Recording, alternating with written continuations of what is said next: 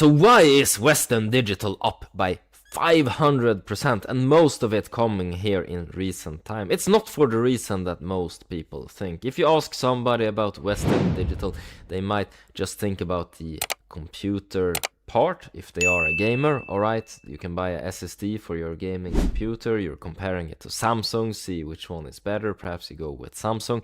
Well, Western Digital is a lot more than that. It's a play on data centers, and as a person who sell storage for data centers, I will tell you something very interesting regards to demand for disk from Western Digital, because this clear and easy to understand demand is what's making this stock trade at a premium right now. It has been giving quite the juicy price to earnings ratio, so Wall Street is indeed pricing in growth.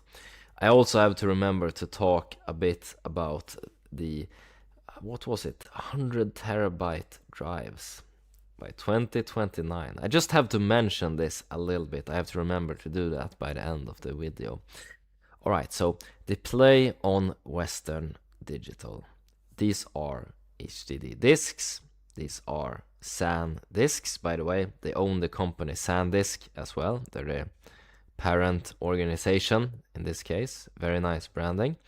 So basically SSDs and HDDs.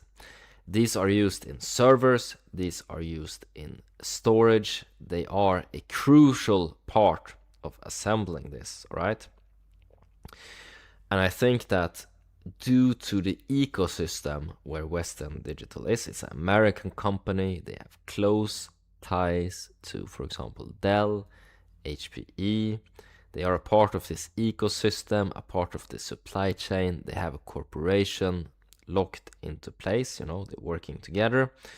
They are a critical component in the server designs and storage designs for many companies, and prospects, they do ask me this: what disks do you have in your systems? And in many cases I say Western Digital. All right, so this company just doing this, you know, pure play, just looking at the disk for the data centers, will this grow by a lot? Will this grow revenue by a lot? Because this is what Wall Street is pricing in. We can take a look. We can look at quarterly revenue. It's not growing by a lot right now. They have nice growth. They have nice margins. But it's not Palantir. It's not the SaaS companies that we're seeing a huge sell-off from. Lower margins, but easiness to predict demand. Why? Well, applications are only demanding more data, more compute, you need more servers, more storage, the data center footprints are expanding. You are watching videos on YouTube today, perhaps in 4K. Compare that to back in the day, you know, 2040p, something like this. Takes a whole lot more storage with 4K. Perhaps you were a pirate back in the day, sailing the seas, if you know what I mean, downloading some videos. Not even, you know, a gigabyte. It could be 700 megabyte or something like this with terrible quality. And today, most of them are a few gig. So just by the quality of images increasing, by the demand by applications, it needs to go faster, it needs to be better graphics. All of this puts demand on data centers in the back end. Even, you know, most internet connections go through these hubs.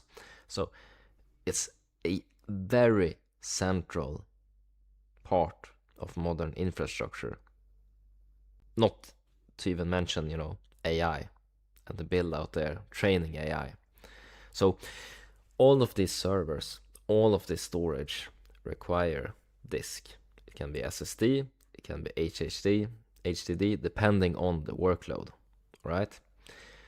So as we grow, more and more servers are required. All of this disk will be bought from companies like Western Digital and assembled by the vendors. These servers, the storage, perhaps it lasts 5 years, and then they scrap it, magnetize the disks. If they do some sensitive research, some companies do this, they don't even allow you to recycle the disk, they just magnetize it, see it in some cases. Destroy the disks and just buy new ones. Buying new ones. It's a cycle. Every 5 year, every 3 year, new projects, new digital launches, more server, more storage, more disk from companies like Western Digital. But do they only need disk when they are expanding or making a tech refresh, as we say? No, it's more beautiful than that. Usually, when you buy data center hardware, you buy it with support on it. Perhaps you get some help with installation, perhaps setting it up, all of this. But as part of this support, you also get new disks should your disk break, because disks break. It's the most frequent part, A chassis failure is very serious. You don't want that. That's like a serious issue if a vendor has a lot of chassis failures. But disk failures are generally accepted. This will happen after a certain amount of read and writes, and it will be even quicker with SSDs, alright? These have shorter shelf life than the good old trusted hard drives, alright? So perhaps, they're doing RAID 6. They have redundancy in these servers to accommodate for disk failure. You gotta have all of the data. It's written on multiple places. You could perhaps do erasure coding as well. It's different ways to write to disk. But you have this redundancy built into the system.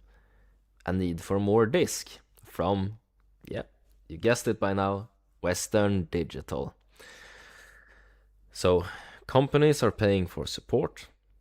They have a SLA to get a new disk, a service level agreement to get a new disk within perhaps 24 hours, something like this, depending on the importance. So they're buying disks when the old ones break. They're buying disks when they need a new system. Disk. All very easy to predict demand for Wall Street. That's why the stock is surging. That's why Western Digital is up by a lot. 500% here over the last 5 years. Very, very strong performance. And I don't see disk being replaced either. As I talked about, I promised to speak a little bit about them doing 100 terabyte hard drives. This is the way that hardware is evolving. If you look at older storage systems, you can perhaps, look at your old computer. You have memory of maybe 30 gig or something like this on very, very old stuff, and then the quality of the hardware has just increased and allowed for larger and larger systems.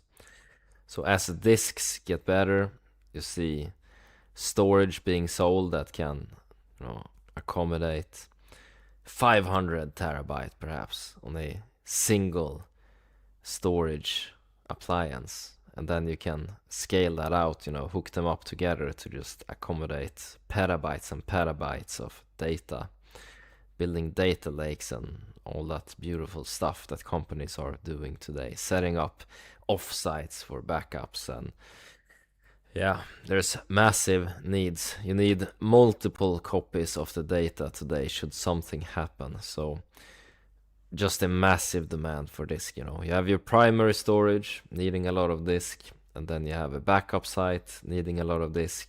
You have standard today within the industry is 3 copies of the data within different locations and on different mediums, and it's just a massive amount of disk needed, basically. So makes perfect sense that Western Digital is increasing by so much. Do I own this stock? No. And to be honest, I'm a bit disappointed in myself for not thinking about this. I've heard about Western Digital for a long time. I've mentioned the brand to customers asking, both in current role and in a previous role with Dell Technologies. And it took the Bull Nova Discord basically to point out, what about Western Digital? Could you do a stock analysis on this company? And then it clicked. Of course, this company is perfectly positioned to take advantage of the AI boom. Why didn't I think about this, you know? I gotta do some more research. I gotta look at liquid cooling components, which definitely is, you know, within the future, doing those systems. Who's selling those?